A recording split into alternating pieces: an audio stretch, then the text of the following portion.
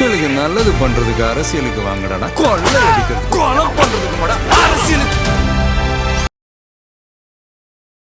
ஒவ்வொரு அமைச்சரும் சந்திக்கிறாங்க, அவங்களுடைய துறை ரீதியான என்னென்ன நடவடிக்கை எடுத்திருக்கிறாங்கங்கிறத சொல்கிறாங்க. இதுக்கு முன்னாடி இருக்கக்கூடிய சிஸ்டமில் என்ன சேஞ்சஸ் தேவைப்படுது, அதை எப்படி மாற்றுறதுக்கான முயற்சிகளில் ஈடுபடுறாங்கன்ற முதல் கொண்டு அவங்க சொல்லிகிட்டே தான் இருக்கிறாங்க. அண்ட் ரெகுலரான கவர்மெண்ட் சைடுலேருந்து வரக்கூடிய இன்ஃபர்மேஷன்ஸ், ப்ரெஸ் ரிலீசஸ் வந்துகிட்டே தான் இருக்குது. So to meet press CM வந்து சந்திக்கணும் அப்படிங்கிறது வந்து எந்தவித நிபந்தனையும் கிடையாது. அந்த நிபந்தனைக்கு சிஎம் உட்பட்டவர் கிடையாது. சோஷியல் மீடியாவால் திமுக தோக்கலை. திமுக தோத்தது மக்களின் வெறுப்புனால, மக்கள் திமுக மீது இருந்த அதிருப்தினால திமுக தோத்துருக்கே ஒழிய சோஷியல் மீடியாவால் தோத்துதுங்கிறது தவறான புரிதல். ஸோ அதே லைனில் தான் இப்போ கொண்டு போகிறாங்க. இப்போ வீட்டில் இருக்கிறவங்க கிட்ட பேசிட்டிங்கன்னா மாறிடும் அப்படிங்கிறாங்க. கடைசியாக ஒரு சாமானியன் அதிகாரத்துக்கு வந்தது எந்த வருஷத்துலன்னு உங்களுக்கு தெரியுமா?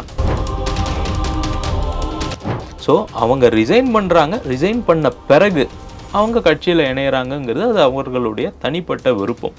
அதை போய் குதிரை பேரம்னா அப்போ இதை விட மோசமான குதிரை பேரங்கள் எல்லாம் தமிழகம் சந்திச்சிருக்கா இல்லையா? கை கட்டி தான் நிற்கணும், அவன் வந்து தனி சேர் தான் போடுவான், இல்லைனா நின்று தான் பேசணும். இதெல்லாம் நம்ம பார்த்துட்டு இருந்தோம்.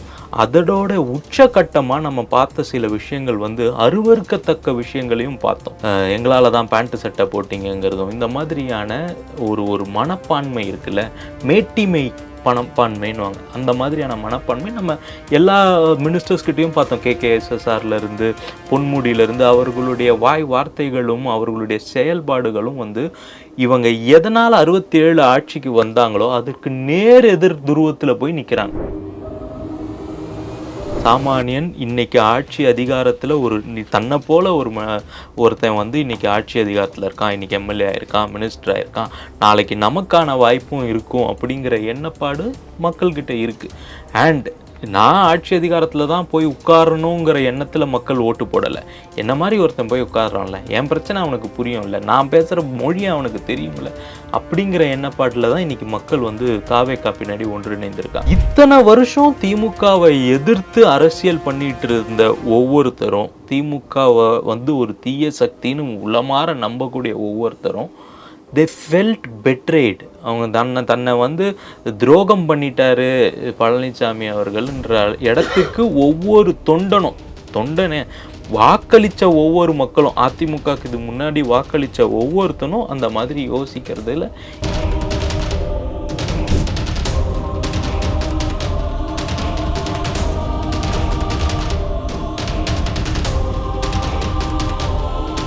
உறவுகளே, நடுநிலையோடு பொறுப்புடன் செய்திகளை வழங்கி பல லட்சக்கணக்கான மக்களின் நம்பிக்கையை பெற்ற நமது சேனல் வளர்ச்சிக்கு உங்கள் ஆதரவு தேவை. இந்த ஊடக பயணம் தொடர்ந்து வலுப்பெற திரையில் தெரியும் QR கோட் ஸ்கேன் செய்தோ அல்லது டிஸ்கிரிப்ஷனில் உள்ள வங்கி விவரங்கள் மூலம் உங்களால் முடிந்த அளவு சப்போர்ட் செய்யுங்கள். உங்கள் ஒவ்வொரு ஆதரவும் நமது குரலை இன்னும் பல லட்சம் பேரிடம் கொண்டு செல்ல உதவும். ரியல் ஒன் நேயர்களுக்கு வணக்கம். இன்று நம்மளுடைய நேர்காணலுக்கு தாவேகா ஆதரவாளரான டாக்டர் ராஜசேகர் அவர்கள் நினைச்சிருக்காங்க. சார் வணக்கம். வணக்கம். எப்படி இருக்கீங்க? நல்லா இருக்கேன் சார். இப்போ டெல்லிக்கு விஜய் அவர்கள் போயிருக்கும்போது நம்மளுடைய தமிழக அரசியல் தலைவர்கள் யார் டெல்லிக்கு போனாலும் அங்கிருந்து ஒரு ப்ரெஸ் மீட்டிங் கொடுத்தாங்க அப்படின்னா அது தமிழகத்திலிருந்து இந்தியா மூலியமாக ஒழிக்கக்கூடிய ஒரு குரலாக இருக்கும் அப்படின்ட்டு தான் ஒரு விஷயமா பார்க்கப்படுது. அங்கே எதுக்காக சந்தித்தோம், என்ன விஷயங்கள் அப்படிங்கிறத டெல்லியிலேருந்து சொல்கிறதன் மூலியமாக இந்தியாவிற்கே கேட்கக்கூடிய ஒரு குரலாக வந்து பார்க்கப்படுது. எப்போவுமே ப்ரெஸ் மீட்டிங் கொடுக்காத ஜெயலலிதா அம்மையார் கூட அங்கே டெல்லிக்கு போனாங்கன்னா அங்கேருந்து ஒரு ப்ரெஸ் மீட்டிங் கொடுப்பாங்க, ஒரு பழக்கமாக இருக்கும் அப்படிங்கிற மாதிரி.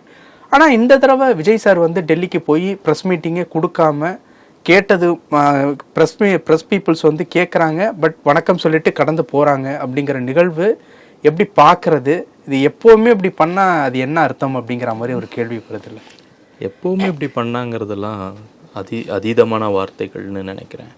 சரி, அவங்களுக்கு நிறைய ஒர்க் இருக்கும், அவங்களுடைய ஷெட்யூல் என்ன எதுவும் நமக்கு தெரியாது. ஒரு ப்ரெஸ் மீட் வந்து இப்படி போகும்பொழுது வெளியே இருந்து வாங்க ப்ரெஸ்ஸை சந்திங்க அப்படிலாம் ஒரு சிஎம் கிட்ட வந்து ப்ரெஸ் மீட் இது வரைக்கும் யாரும் நடத்துனது கிடையாது. நீங்கள் சொல்கிறது வந்து மற்ற அமைச்சர்கள் போகும்பொழுது இது நடக்கிற வழக்கம்தான். பட் ஒரு சிஎம் போகும்பொழுது ஒரு ப்ரெஸ் மீட்டுங்கிறத ப்ராப்பராக அட்ரெஸ் பண்ணணும்னா அது வந்து இட் இஸ் தேர் விஷ். சிஎம்முடைய எண்ண ஓட்டம் எப்படி இருக்கோ, ப்ரெஸ்ஸை சந்திக்கணும் அப்படின்னு அவங்க நினச்சாங்கன்னா அவங்க சந்திக்க போகிறாங்க. இது கண்டிப்பாக சந்தித்து தான் ஆகணும். இப்போ சந்திக்காததுனால இது வந்து ஒரு மிகப்பெரிய குற்றம் அப்படின்ற கண்ணோட்டம் வந்து இங்கே கிடையாது. அப்படின்ற கண்ணோட்டம் மக்களுக்கும் கிடையாது, ப்ரெஸ்ஸுக்கும் அந்த மாதிரியான கண்ணோட்டம் இருக்கக்கூடாதுன்னு நினைக்கிறேன். இங்கே வந்துட்டாங்க, நாங்கள் இங்கே இருக்கிறோம், எங்களை வந்து பாருங்கன்னு சொல்கிறது வந்து என்னை பொறுத்த வரைக்கும் அந்த மாதிரி ஒர்க் ஆகாதது நல்லது தான். அப்படி அவர் வந்து சந்திக்காதது நல்லது தான். ப்ரெஸ் மீட் சந்திக்கணும்னா ஒரு ப்ராப்பர் ஸ்பேஸ் எடுத்து அதுக்கு ப்ரெஸ் மீட்டுன்னு டைம் ஷெட்யூல் பண்ணி சந்திச்சாதான் அது ஒழுங்காக இருக்குமே தவிர இந்த மாதிரி சந்திக்க வேண்டியது. இப்போ சந்திக்காமல் தொடர்ச்சியாக அப்படி செஞ்சுக்கிட்டு இருக்கிறது ஒரு நியாயமான ஒரு விஷயம் தானா? தொடர்ச்சியாக என்ன செய்கிறாங்க இப்போ ஒரு சிஎம்மும் சரி, நான் வந்து இதுக்கு முன்னாடி இருந்த சிஎம் வந்து ப்ரெஸ்ஸை சந்திச்சாரா அப்படின்ற கேள்வியெல்லாம் நான் முன்வைக்கல. சந்திக்கலைங்கிறது எல்லாருக்கும் தெரியும். ஒரு சின்ன சின்ன பைட்டாவது கொடுப்பாரு. அது ஏற்கனவே இருக்கிற பேப்பரை வச்சு கேள்விக்கான பதிலை மாற்றி கூட படிப்பார். அதுவும் நடந்தது இல்லையா? ஓகே, அதுவும் நடந்தது. அந்த மாதிரியெல்லாம் இல்லாமல் இங்கே வந்து கம்யூனிகேஷன் தான் விஷயம். இங்கே அரசாங்கத்தில் என்ன நடக்குது, மக்களுக்கு என்ன தெரியப்படுத்தணும், அதை மீடியேட் பண்ணுற இடத்துல தான் ப்ரெஸ் இருக்கிறாங்க. ஸோ இன்னைக்கு தமிழகத்தில் இந்த அரசியல் மாற்றத்துக்கு பிறகு நடக்கக்கூடிய ஒவ்வொரு விஷயமும் மக்களுக்கு அப்டேட் ஆகிட்டு இருக்கா இல்லையா? ஒவ்வொரு அமைச்சரும் சந்திக்கிறாங்க, அவங்களுடைய துறை ரீதியான என்னென்ன நடவடிக்கை எடுத்திருக்கிறாங்கங்கிறத சொல்கிறாங்க. இதுக்கு முன்னாடி இருக்கக்கூடிய சிஸ்டமில் என்ன சேஞ்சஸ் தேவைப்படுது, அதை எப்படி மாற்றுறதுக்கான முயற்சிகளில் ஈடுபடுறாங்கன்ற முதல் கொண்டு அவங்க சொல்லிகிட்டே தான் இருக்கிறாங்க. அண்ட் ரெகுலரான கவர்மெண்ட் சைடுலேருந்து வரக்கூடிய இன்ஃபர்மேஷன்ஸ், ப்ரெஸ் ரிலீசஸ் வந்துகிட்டே தான் இருக்குது. So to meet press CM வந்து சந்திக்கணும் அப்படிங்கிறது வந்து எந்தவித நிபந்தனையும் கிடையாது. அந்த நிபந்தனைக்கு சிஎம் உட்பட்டவர் கிடையாது. எலெக்ஷனுக்கு முன்னாடி பிரச்சார நேரத்தில் விஜய் சார் வந்து அடிக்கடி ஒரு விஷயம் வந்து சொல்லுவார், வீட்டுக்கு ஒரு ஓட்டு வந்து விஜய்க்கு இருக்கு அப்படின்னு. பட் அது ரிசல்ட்டில் பார்க்கும்போது அது உண்மைதான் அப்படிங்கிற மாதிரி நம்மளால புரிஞ்சுக்க முடியுது. திமுகவினுடைய இளைஞர் மன்ற அமைப்பாளர் கூட்டத்தில் உதயநிதி அவர்கள் பேசும்போது ஒரு விஷயத்தை ரொம்ப அழுத்தமாக சொன்னார். உங்கள் வீட்டில் உள்ள நபர்களோட கட்சி ஃபங்க்ஷன்ஸில் வந்து கலந்துக்கங்க, முக்கியமாக வந்து அவங்கள்ட்ட நம்மளுடைய அரசியலை பேசுங்க அப்படிங்கிறத தொடர்ச்சியாக 2 நிகழ்வுகளில் வந்து சொல்லியிருக்காரு அப்படிங்கிற மாதிரி வந்து நான் பார்த்தேன். நீங்களும் பார்த்துருப்பீங்க. இப்போ இதில் முக்கியமான ஒரு விஷயம், அதில் இளைஞர் மன்ற அமைப்பாளர் கூட்டத்தில் பேசுனதில் என்ன அப்படின்னா, நம்ம இந்த 2026 சட்டமன்ற தேர்தலில் நல்லா உழைச்சோம், ஆனால் வெளியில் எல்லார்ட்டையும் பேசிட்டு வீட்டில் உள்ளவங்கள்ட்ட பேசலையோ அப்படின்ட்டு எனக்கு ஒரு எண்ணம் அப்படிங்கிற மாதிரியான ஒரு விஷயத்த வந்து சொல்லியிருந்தார். ஸோ விஜய் சார் எடுத்த ஒரு ஃபார்முலாவை இப்போ திமுகவும் எடுக்குது அப்படின்னா, அது திமுகவுக்கும் ஒர்க் அவுட் ஆச்சு அப்படின்னா வரும் நாட்கள் அவர்களுடைய நாட்களாக மாறுவதற்கு வாய்ப்பு இருக்கு இல்லையா? வாய்ப்பு இல்லை. இல்லையா? இல்லை. எப்படி சொல்றீங்க? கண் கட்டின பிறகு சூரிய நமஸ்காரம்பாங்கல்ல, அந்த கதை தான் முயற்சி தானே இன்னைக்கு உதயநிதி அவர்கள் பேசினது. நேற்று வரை அவர்கள் போட்ட கூப்பாடு என்ன, எதனால இந்த தேர்தலில் தோல்வி விட்டுறாங்க? சோஷியல் மீடியானால அப்படின்னு தான் அவங்க சொல்லியிருந்தாங்க. முன்னாள் முதல்வரும் அதுதான் சொல்லியிருந்தார். அந்த மாதிரி சுய பரீட்சையே தவறாக பண்ணிட்டு இருக்காங்க. ஓகே, சோஷியல் மீடியாவால் திமுக தோக்கலை. திமுக தோத்தது மக்களின் வெறுப்புனால, மக்கள் திமுக மீது இருந்த அதிருப்தினால திமுக தோத்துருக்கே ஒழிய சோஷியல் மீடியாவால் தோத்துதுங்கிறது தவறான புரிதல். ஸோ அதே லைனில் தான் இப்போ கொண்டு போகிறாங்க. இப்போ வீட்டில் இருக்கிறவங்க கிட்ட பேசிட்டிங்கன்னா மாறிடும் அப்படிங்கிறாங்க. கடைசியாக ஒரு சாமானியன் அதிகாரத்துக்கு வந்தது எந்த வருஷத்துலன்னு உங்களுக்கு தெரியுமா? கடந்த ஆட்சியில் வந்திருக்காங்களா? ஏதோ ஒரு சாமானியன் எம்எல்ஏவாவோ மினிஸ்டராவோ வந்திருக்காங்களா? கிடையாது. அதே திமுகவை சேர்ந்த தொண்டர்கள் காலாகாலமாக போஸ்டர் ஒட்டுறவங்க ஒட்டிகிட்டே தான் இருந்தான். இன்றைக்கி அதெல்லாம் மாறி இருக்கு. அந்த மாற்றத்துக்கு காரணம் விஜயண்ணா அண்ட் தாவே காணக்கூடிய இந்த புதிய அரசியல் மாற்றம் வந்து அங்கேருந்து நிகழ்ந்திருக்கு. இவங்க சொல்கிற மாதிரி வீட்டில் போய் அரசியல் பேசினா கண்கட்டின பிறகு சூரிய நமஸ்காரம் தான். It is not going to work that way. இந்த வருஷம் அவங்களுக்கு வந்த சீட்டுகள் கூட இனி வரும் காலத்தில் அது சூன்யமாக போகிறதுக்கான சாத்தியக்கூறுகள் தான் அதீதமாக இருக்குது. கண் கட்ட பிறகு சூரிய நமஸ்காரம் அப்படின்னா இன்னைக்கு கண்ணு தெரியல, 2029 31 தெரிவதற்கு வாய்ப்பு இருக்கு இல்லையா? ஏன் உள்ளாட்சி தேர்தல் இடைத்தேர்தல் அந்த மாதிரியான சாமானியனுக்கு அவர்களால வாய்ப்பு கொடுக்க முடியுமா? திமுக சாமானியர்களால தான் கடந்த முறையெல்லாம் அவங்க வந்து வெற்றி பெற்றுட்டு வந்திருக்காங்க. இந்த முறை அவங்களுக்கான மாற்றத்துக்கான ஒரு ஸ்கோப் இருந்தது, மக்கள் எடுத்துட்டு போய் வாக்கு கொடுத்துருக்காங்க.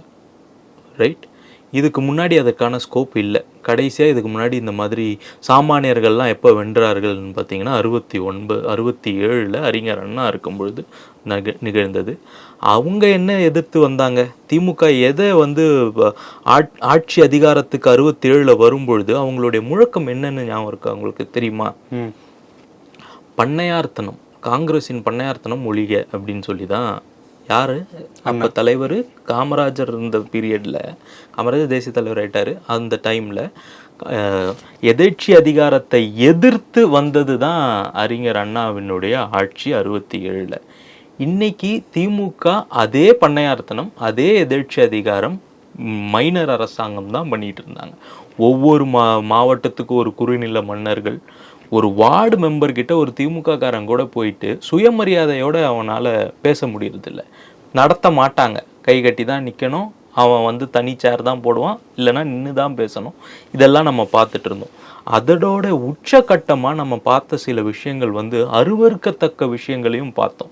ஆர்எஸ் பாரதி போன்றவர்கள் மேடையிலேயே இருந்து எங்களால் தான் நீங்கள் படிச்சீங்கிறதும், எங்களால் தான் பேண்ட்டு சட்டை போட்டிங்கிறதும், இந்த மாதிரியான ஒரு மனப்பான்மை இருக்குல்ல, மேட்டிமை மனப்பான்மைன்னுவாங்க. அந்த மாதிரியான மனப்பான்மை நம்ம எல்லா மினிஸ்டர்ஸ்கிட்டையும் பார்த்தோம். KKSSRலேருந்து பொன்முடியிலேருந்து அவர்களுடைய வார்த்தைகளும் அவர்களுடைய செயல்பாடுகளும் வந்து இவங்க எதனால் 67 ஆட்சிக்கு வந்தாங்களோ அதுக்கு நேர் எதிர் துருவத்தில் போய் நிற்கிறாங்க.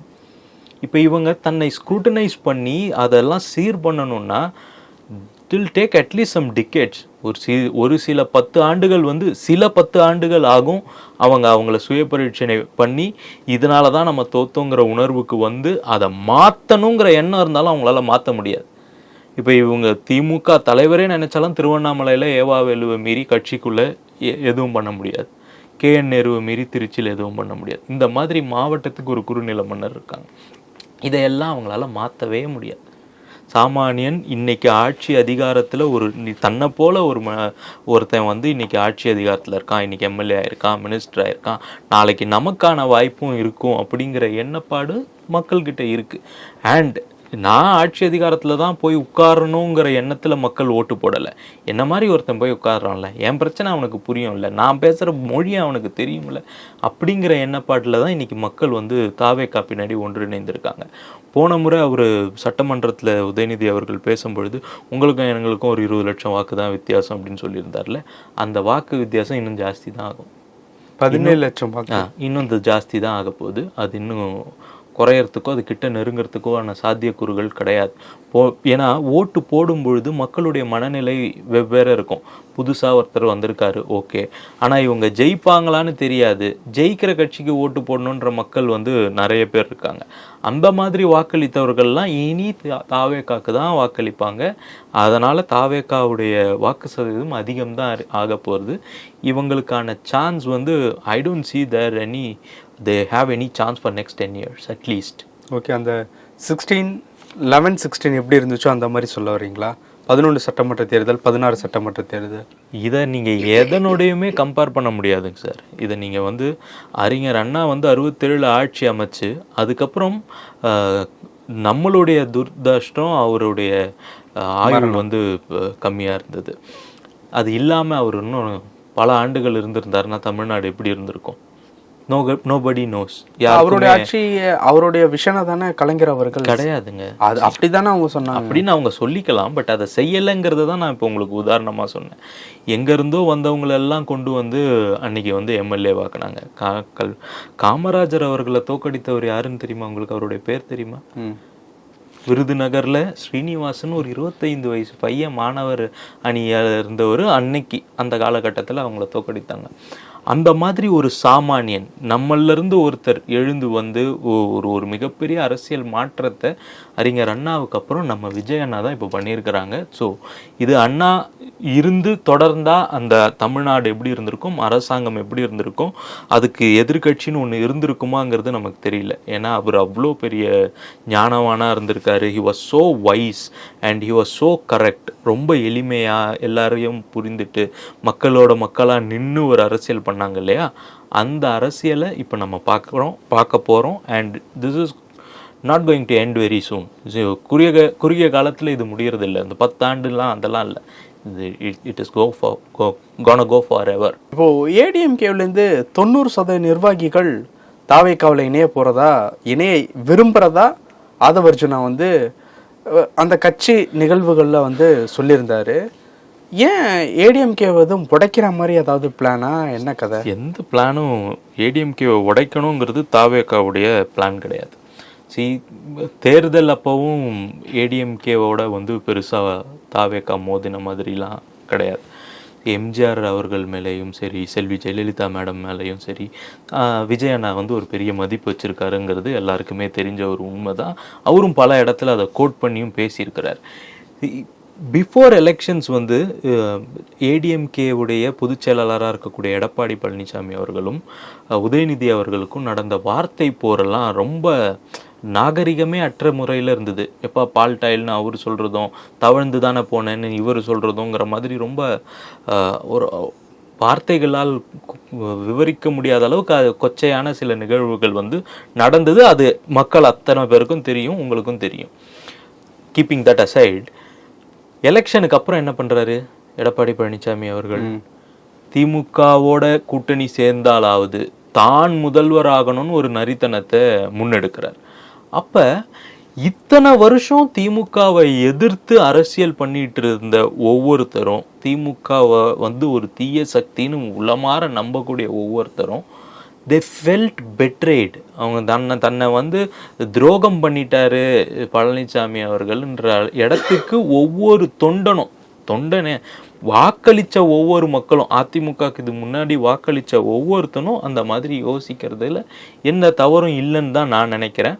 அவங்க எம்எல்ஏஸாவோ, எக்ஸ்எம்எல்ஏஸாவோ, எக்ஸ்எம்பிஸாவோ, மினிஸ்டர்ஸாவோ, மாவட்ட செயலாளராகவோ, இல்லை இந்த மாதிரி சங்கங்களுடைய தலைவர்களாகவோ இருந்தாலும் அவங்களுக்கும் அதே எண்ணப்பாடுகள் இருக்குது. அதனால் அவர்களுடைய விருப்பம் வந்து திமுகவுடைய எதேச்சி அதிகாரத்தை எதிர்த்து எப்படி எம்ஜிஆர் அவர்கள் வந்து ஆட்சி அமைச்சாரோ, எப்படி கட்சியை கட்டமைத்தாரோ, அதே மாதிரி ஒரு கட்டமைப்பு, அதே மாதிரி ஒரு எதிர்ச்சி அதிகாரத்தை எதிர்க்கிற நம்ம விஜய் அண்ணாவுடைய தலைமை பிடிச்சிருக்கிறதுனால அங்கேருந்து இங்கே வரணும்னு நினைக்கிறாங்க.